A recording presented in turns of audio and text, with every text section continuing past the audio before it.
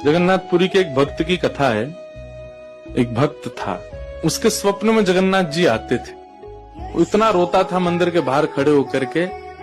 तो ठाकुर जी बोले, तू क्यों रोता है? बोले, आप बस मेरे साथ रहो, मुझे और कुछ नहीं चाहिए, और इस बात का मुझे अनुभव होना चाहिए कि आप मेरे साथ हो। तो भगवान जगन्नाथ जी ने उसको कहा, मैं तेरे साथ हमेशा हूं, और इसका अनुभव तुझे जब करना हो समुद्र की बालू में चलना, और थोड़ी दूर चलने के बाद फिर पीछे देखना, 2 पैरों के निशान तेरे होंगे और तेरे बगल में 2 पैर के निशान मेरे होंगे। उससे तुझे पता चल जाएगा मैं तेरे साथ हूँ।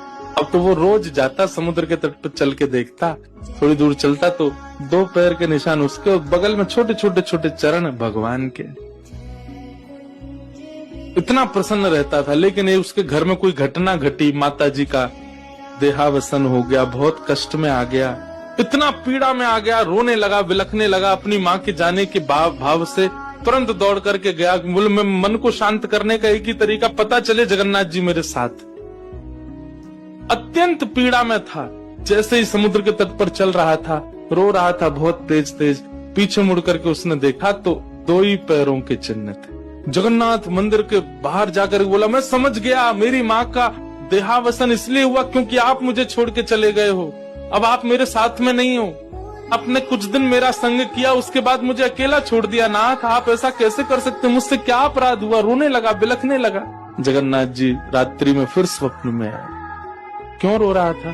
बोले, नाथ, आप मेरे साथ थे हमेशा, और आज आप मेरे साथ नहीं थे। मैंने जाके देखा 2 ही चरण चिन्ह थे, और आज ही मेरी माँ का भगवत धाम गमन हो गया। इसका मतलब आपने मुझे त्याग दिया ना? मुझसे कोई अपराध हुआ है? भगवान बोले, नहीं।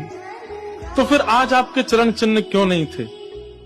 भगवान बोले, कल तक मेरे चरण चिन्ह थे क्योंकि तू भी चल रहा था और मैं भी चल रहा था, परंतु आज तू पीड़ा में आ गया तो तुझे गोद में लेके मैं ही चल रहा था। वो मेरे चरण चिन्ह, तेरे नहीं, वो मैं ही हूँ।